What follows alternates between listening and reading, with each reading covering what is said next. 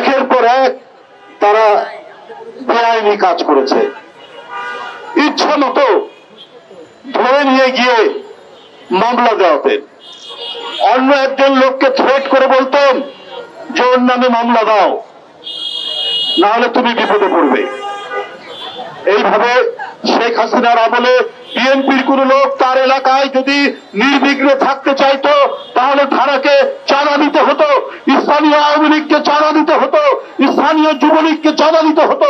এমন এক রাজত্ব কায়েম করেছিল যেখানে আওয়ামী লীগ ছাড়া আর কারোই নিরাপত্তা ছিল না, আওয়ামী লীগ ছাড়া কেউ শান্তিতে বসবাস করতে পারত না।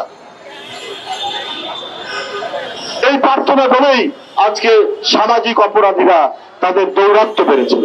আপনার শামীম ওসমান নারায়ণগঞ্জের গডফাদার, একের পর এক হত্যার অভিযোগ যার বিরুদ্ধে, ছোট্ট কিশোর ফুটফুটে ত্বকীকে হত্যার অভিযোগ তার বিরুদ্ধে, শেখ হাসিনা পার্লামেন্টে তার পক্ষে বলেছেন সে তার পরিবারের লোক। তাহলে শামীম ওসমানের সাথে যে সমস্ত গুন্ডা পান্ডা সন্ত্রাসীরা রয়েছে তারা আরো আশকারা পেয়েছেন, তারা আরো করেছেন, তারা আরো লুট করেছেন, তারা আরো চাঁদা দাবি করেছেন।